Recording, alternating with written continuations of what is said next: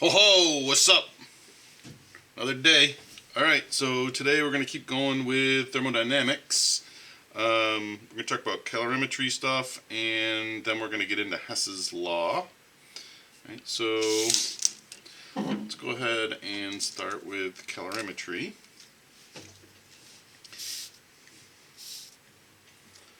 So when we're doing calorimetry, it's the measurement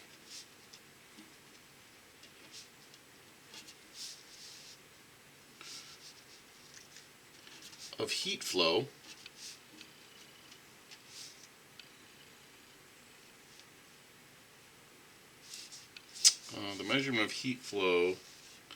is performed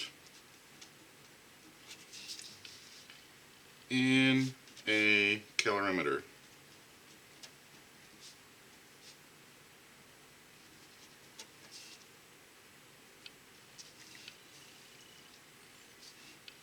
So when we deal with a calorimeter, it usually contains water.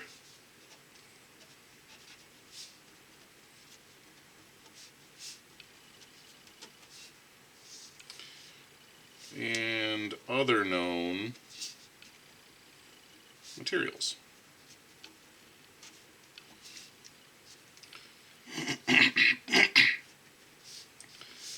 We're going to need to know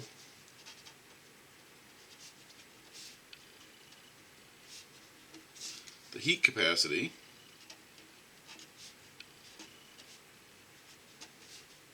which is capital C, remember, or we're going to need to know the specific heat of some things. All right, so we need to know this this thing to be able to do some measurements of heat flow. Now, there are two types of calorimetry.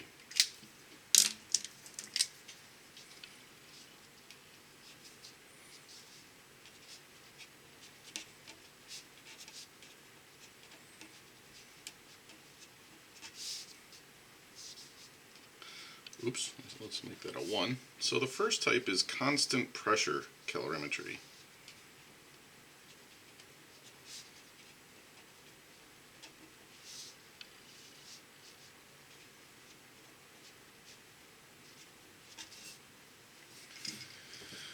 So this is where our pressure doesn't change, and usually it's just open to the atmosphere.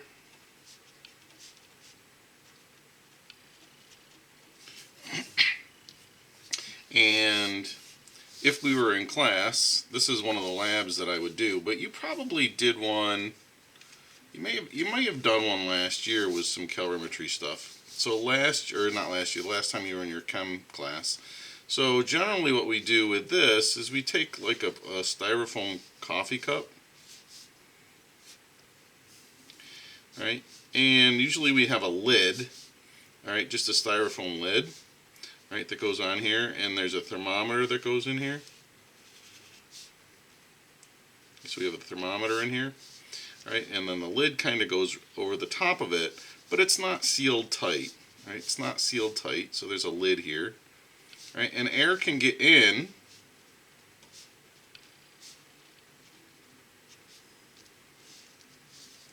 or out. Now we fill this cup with water, right, and we do the reaction usually inside this container. Right, so if we do the reaction inside the water, all right, we can measure the temp of this water, and if the temperature goes up of this water, we can actually calculate the amount of heat that it gained, all right, using Q equals mc delta T. All right, if the temperature goes down of this water when we do the reaction, we can again calculate the Q with Q equals mc delta T. Okay, because we know the mass of the water, we know the specific heat of the water, and we know our temperature change. So we're actually calculating the amount of heat the reaction gives off or absorbs by what the water is doing. Right, so this is called constant pressure calorimetry. The second type is bomb calorimetry.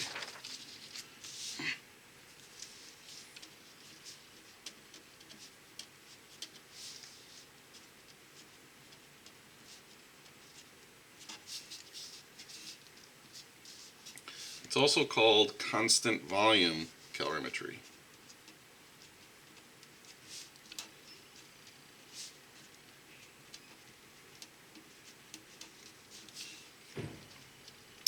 And usually we use bomb calorimetry when we're studying combustion reactions.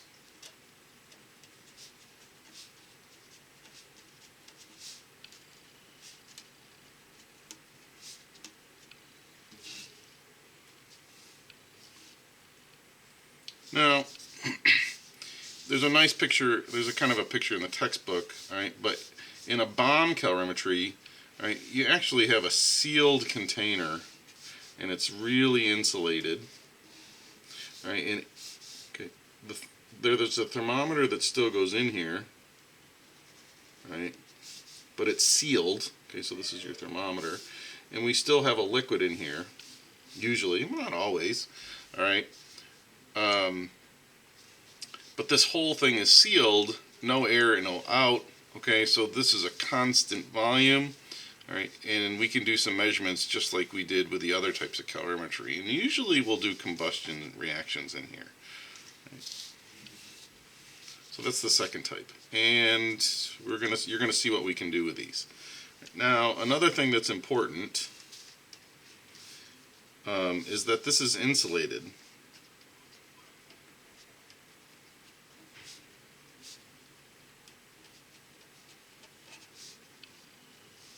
Okay, so we want the calorimeter insulated so there is no heat exchange with the surroundings. So if we go back to this, our constant pressure calorimeter, this coffee cup isn't ideal. All right, so the idea is that if we're doing a reaction in here, we want all of the heat from the reaction to go straight to the water. All right, that's what we want. So we want this cup to be insulated so that the air on the outside, all right, there's no heat exchange either into the system or out. Now, obviously, this styrofoam coffee cup is not ideal, all right, but a good thermos would be better. So, you know, like my coffee cup, this coffee would be much better than using a coffee cup, all right? So the more insulated it is, the better your results are going to be.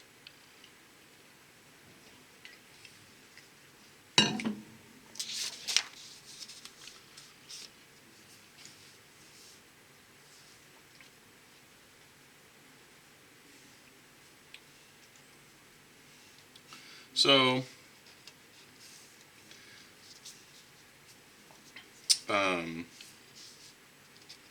these problems are just what are called Q lost equals Q gained problems.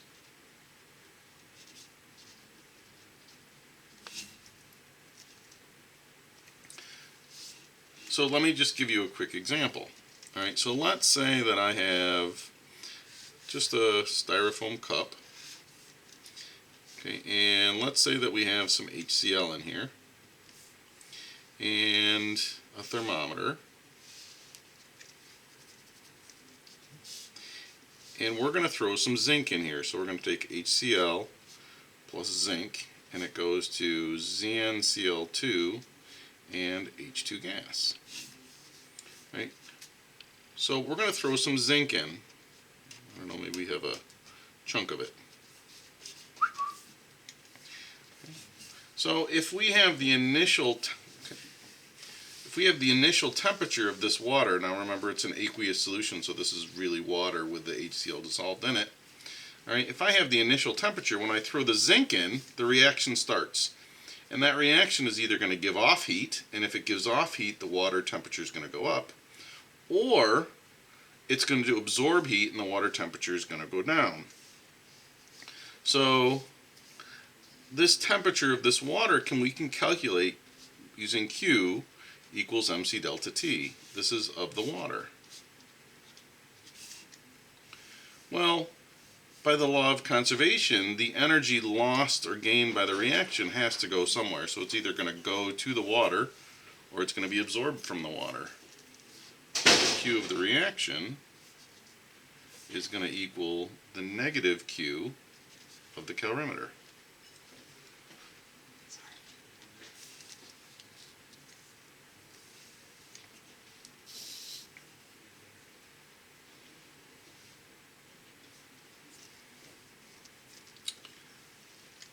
So if this reaction is exothermic,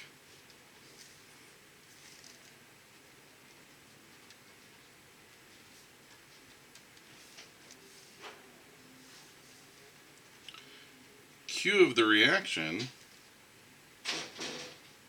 is negative. So Q of the calorimeter would be positive. For an endothermic process,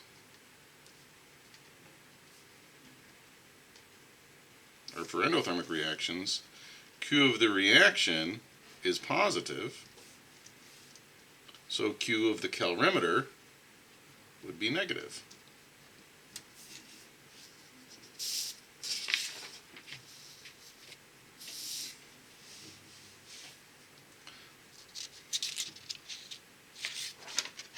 Alright, so E. Usually, and we've said this, the calorimeter contains water.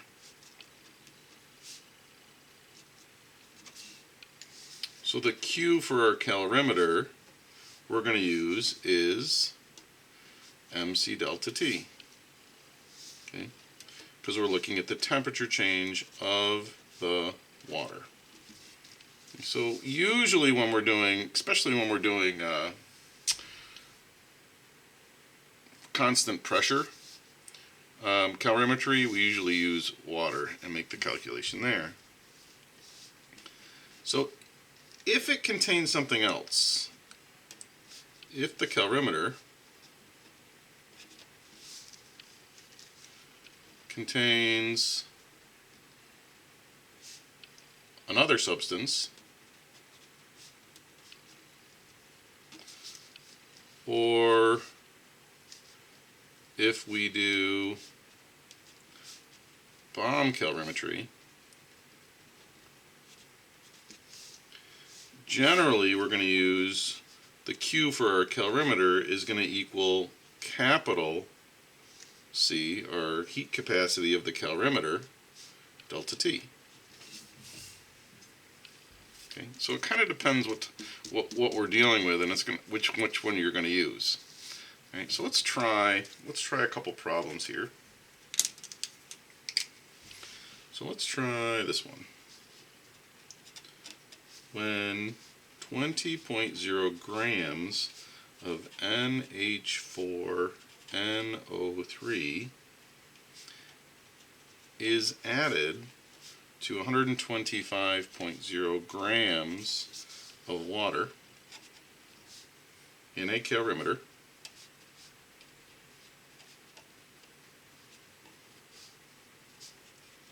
the temperature falls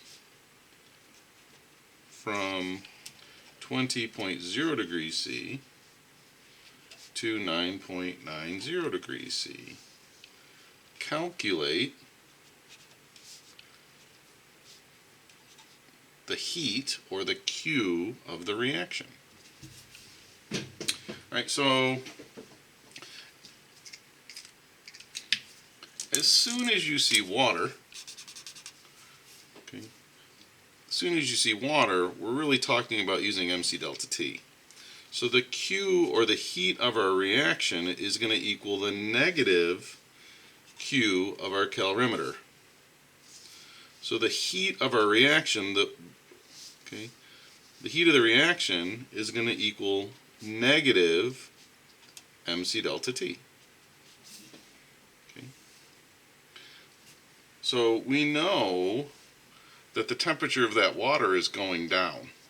Right? So that means the reaction is absorbing energy. Okay, it's absorbing energy just by looking at the temperature change. Right, so now we just substitute mass was 125.0 grams. Specific heat of liquid water is 4.18 joules per gram degree C. And remember, it's final minus initial. So it's 9.90 degrees C minus 20.0 degrees C. And that's a negative 10.1.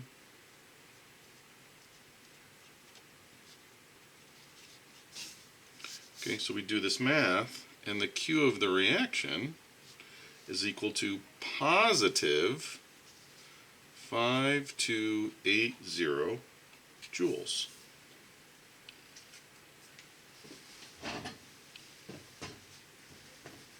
Okay, so this right here means that 5,280 joules of energy are going to be absorbed by this reaction. That's what it's telling us. Okay, so that's what that means right there. Okay, so we can calculate the amount of energy. Now, we know something else. Okay, so this is being done at a constant pressure. Okay, so this is done like in a coffee cup. So since pressure is constant, we know something about delta H, the heat of that reaction, or the change in heat. Well, remember, since the pressure is constant, the delta H is equal to QP. Well, we just calculated that Q. So our delta H for this reaction is a positive 5280 joules.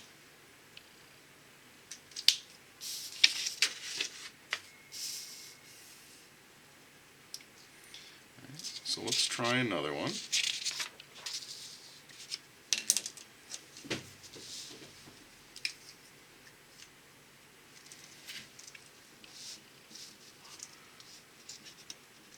The reaction for the combustion of liquid rocket fuel is 2CH6N2 liquid plus 5O2 gas goes to 2N2 gas plus 2CO2 gas plus 6H2O liquid. This is the actual equation for the combustion of rocket fuel in our missiles and not necessarily going into space, okay, but that's our liquid rocket fuel that we often use.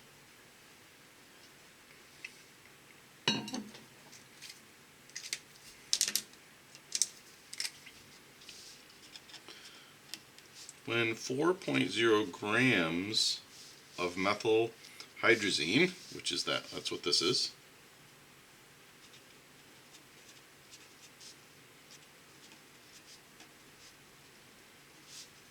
is combusted in a bomb calorimeter,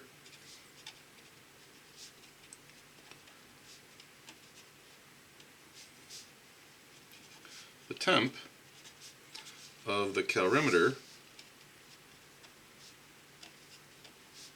increases from 25.00 degrees C to 39.50 degrees C. The heat capacity of the calorimeter is 7.794 kilojoules per degree C. Calculate the heat of reaction for the combustion of 1 mole of CH6N2 liquid.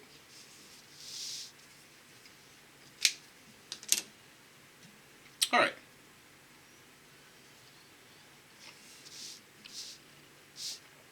This is a good problem. Okay, this is a good problem. All right, it gives us lots of steps. So we're going to end up doing some stoichiometry stuff. We have to deal with the calorimetry problem, and we're using a bomb calorimeter. All right, so now, since we're using that bomb calorimeter, the Q of our reaction is going to equal the negative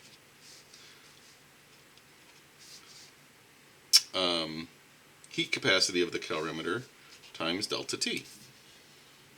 Okay. Oops. So we got negative, and it gives us that heat capacity of the calorimeter, negative 7.794 kilojoules per degree C. And our temperature change is, again, final 39.5 minus initial 25.00.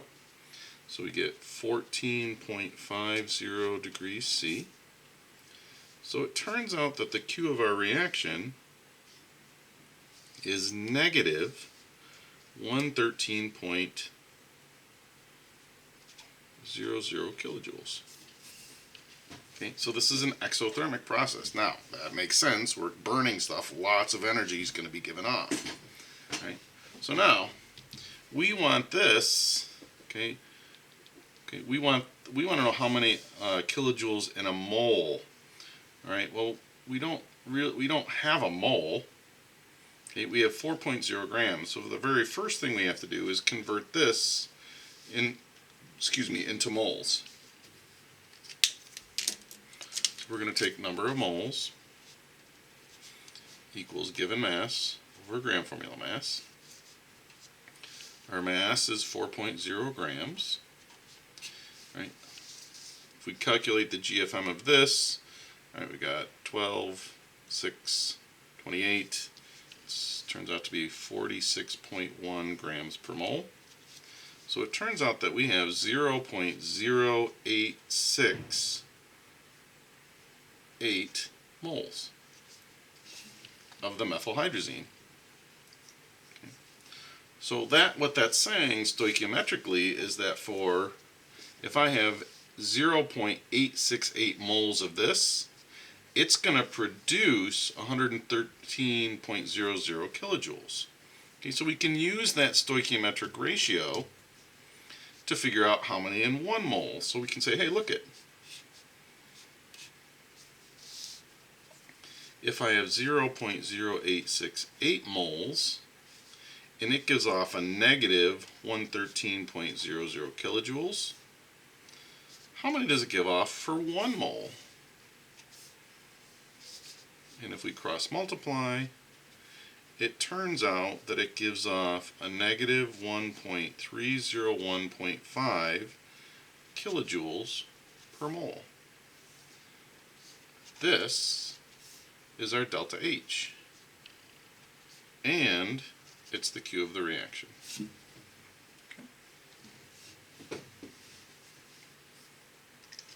Again, just kind of a variation on the theme. So when you go to do these calorimetry problems, if you're given water, right, you're going to be using Q reaction equals negative MC delta T.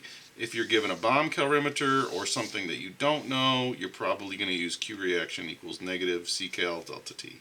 Right, so you're just going to have to make that judgment.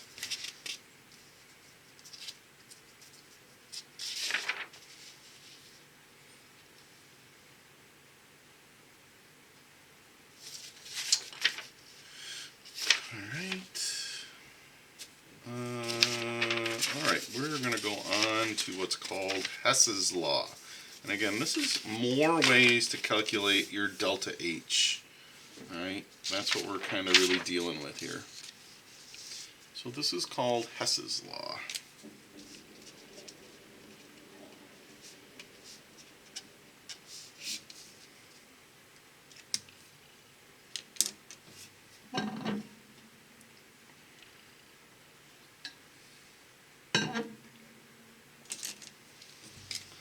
So we can sometimes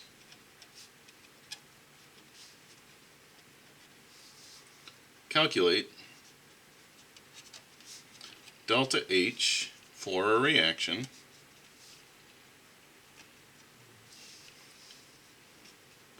from the delta H's of other reactions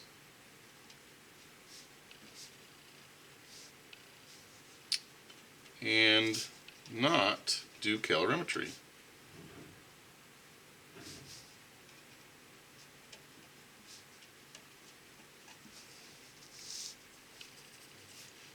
So let's say this. Our change in H, we know, is a state function.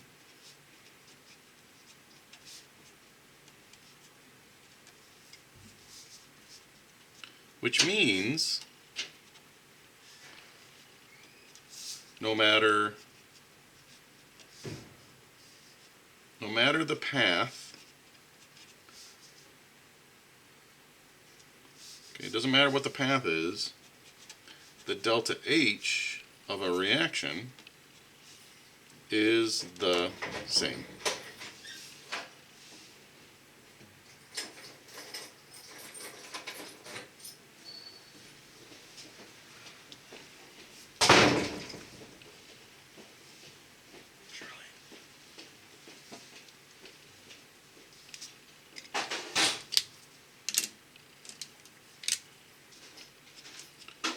What this is really saying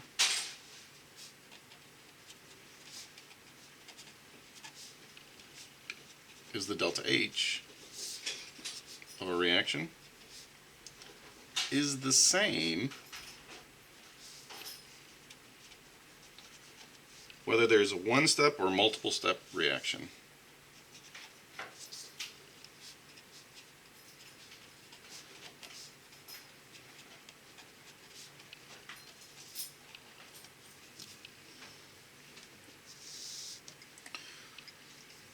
Well, what does that mean?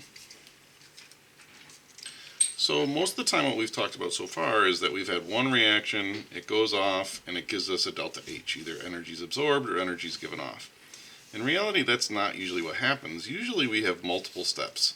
So it'll go through one reaction, the products of those will go through a second reaction, and it can go through a third reaction. Right? So we tend to have multiple steps instead of just one.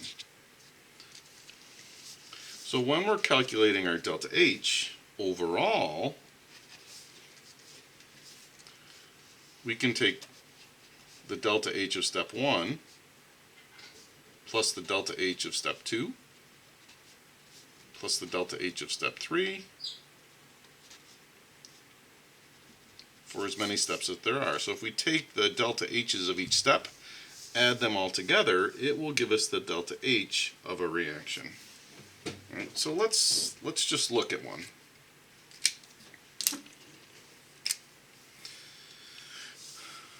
I'm going to flip over. So we're going to look at a two-step reaction.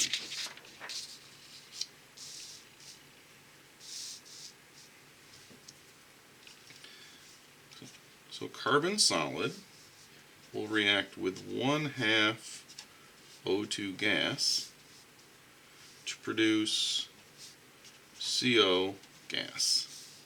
Right? And the delta H for this is equal to negative 110.5 kilojoules. Okay, so this is one reaction that can happen.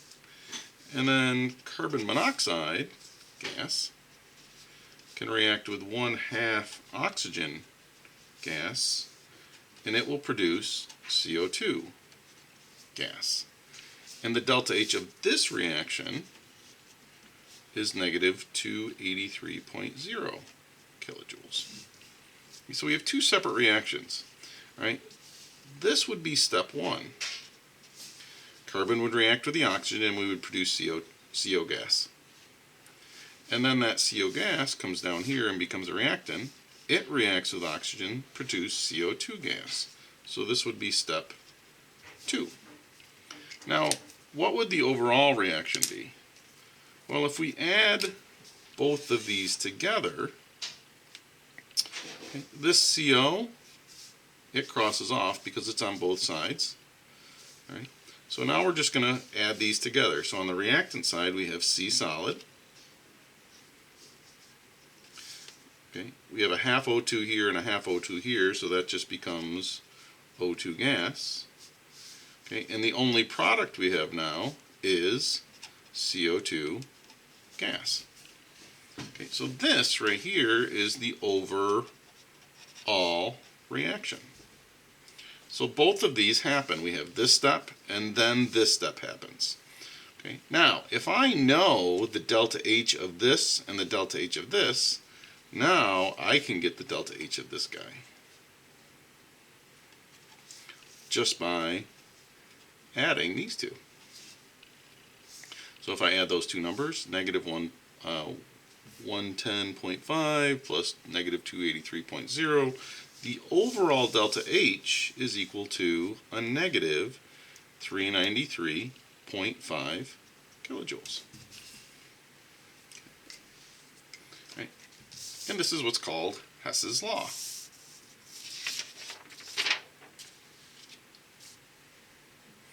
So now, this kind of puts a whole bunch of things together.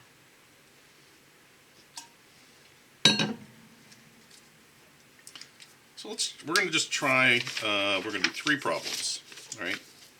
We're going to do 3 of these Hess's law problems.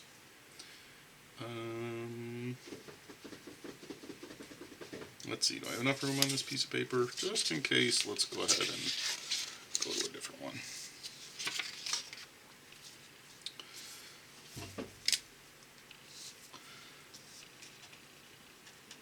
Given these reactions,